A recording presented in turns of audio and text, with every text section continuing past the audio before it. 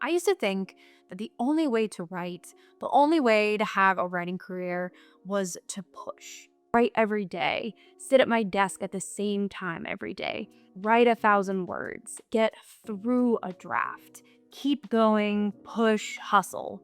And while, yes, I did get some words down, this whole vibe left me feeling burnt out, uninspired. Sometimes I'd even feel guilty if I missed a day of writing or just really disconnected from the joy that writing can bring. Everything changed when I learned about feminine energy and I started applying what I learned to my writing life. This shift unlocked a new way of writing for me that not only felt more sustainable and aligned, but it also allowed me to finish a novel and I got a literary agent for that novel.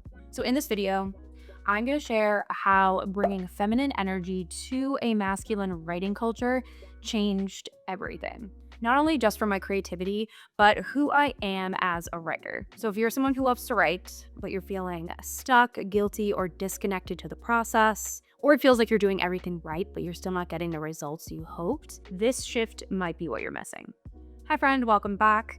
So let's talk about what feminine energy in writing even means. So most of the advice we hear around writing a novel is really rooted in masculine energy. It's all about output, results, strategy, goals. And while those things aren't bad, that energy is not bad, it is necessary, but it's not the whole picture. Everyone, no matter your gender, has masculine and feminine energy. But sometimes we get out of balance and we lean more into one than the other, and that can lead to these feelings of stuckness or disconnection that we're going to talk about today.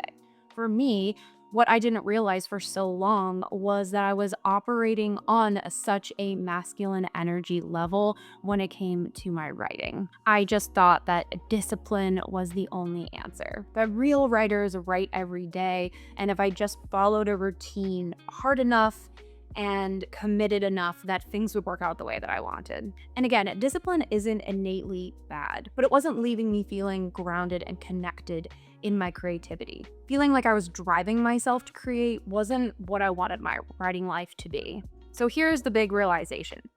A masculine mindset is rooted in results, but a feminine mindset is rooted in process. Feminine energy is all about pleasure and playfulness. It's about intuition and it's about listening to your body. And it's not about doing less, it's about doing things differently. It's fluid, not forced. It's responsive, not rigid. But many of us have been taught to suppress this side of us, this feminine, intuitive side that prioritizes creating over doing and being over proving ourselves. So we suppress that side of us, or we even feel ashamed of it. We might think it's a weakness or that we're lazy. We might stop trusting that side of ourselves altogether. So when I brought this feminine energy into my writing life, it allowed me to start asking, how do I want to write today? Not just what am I trying to finish? That is the shift. So this shift wasn't just about changing my writing habits, it was about changing that energy I brought to the page and actually learning how to trust the process. You might think you need more discipline in your writing life, like tougher deadlines, stricter rules, more pressure on yourself. But what changed for me is when I started to shift that perception into devotion rather than discipline. Discipline says you have to write 1,000 words today. But devotion says you get to meet your creativity today. How do you want to show up for it? Feel the difference? Instead of disciplining yourself to write a novel and to get through a novel, what if you devoted yourself to exploring the story on the page? What if you devoted yourself to a project where you were going to explore desires, fears, your deepest questions? And devotion doesn't mean just sitting around waiting for inspiration to strike. It's about committing to your work in a way that's attuned to your energy, not forcing it from a place of guilt and grind. So when I started implementing this shift, I still had structure. I still showed up, but I stopped using discipline as a weapon. So instead of pushing, I practiced returning to the page, returning to myself. So here is an example of how this could look in real life. The masculine part of me could say, I'm going to write Monday through Friday. That's the plan, that's the discipline, that's the container. But then Monday comes and the feminine part of me gets to ask, what do I need today? What does my body need? What do I want to write? How do I want to feel about writing? So see, it's not about abandoning the structure, it's about softening it. Because you need that masculine and feminine, remember? So it's about letting your practice support you instead of control you. So that's what the feminine can unlock for you, and that's what it unlocked for me. A writing life built on devotion, intuition, and trust rather than pressure, guilt, and control. So when I started showing up to my writing practice with this feminine energy, with this one of devotion rather than hustle, I felt a huge difference. Writing stopped feeling like this test I needed to pass, and it became more of a relationship, a space where I felt safe and comfortable and inspired to explore my curiosities, my voice, my obsessions. And I started finishing scenes not because I had to, but because I wanted to, because I was immersed in it. I wasn't just trying to get through my draft. I think with this intuition also came the understanding that this is going to take the time that it needs to take. So I didn't feel that pressure and, like I keep saying, that hustle to get it done. I understood intuitively that this story was going to take the time that it needed, and I think that energy is just really innately feminine, seeped in that sort of process is the point mindset. And I think this really makes sense since women are creators. We literally create life with our bodies, and we're so naturally intuitive and artistic, especially when we embrace this side of us. So feminine energy isn't a weakness, it's a creative superpower. And for me, this shift didn't just feel better, it actually led to results.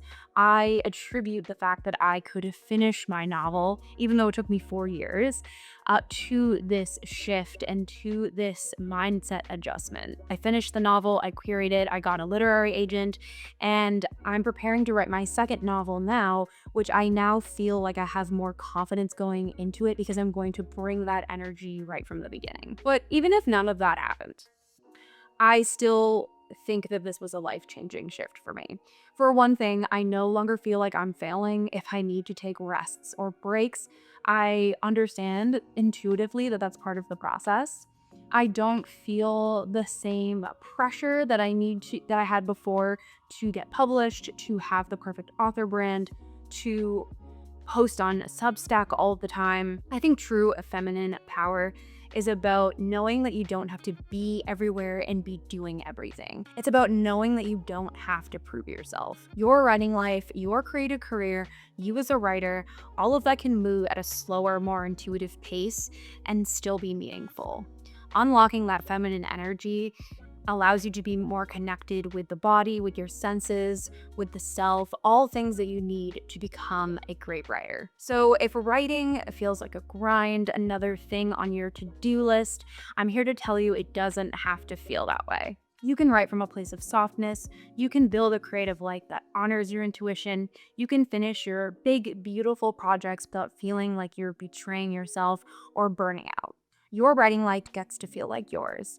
And when you write from a place of feminine energy, from presence, from feeling, from truth, you'll be amazed at what comes through. If this resonated with you, I would love for you to check out my Fearless Writer Reset. It's a free 8-day self-guided course designed to help you connect with your creative self, especially if you're feeling burnt out, stuck, or like you've lost your voice a little. You can find all the information for that in the link below. And if you're looking to bring some more feminine to your writing life, you can check out this video here. So I'll see you over there or in my next one. Bye.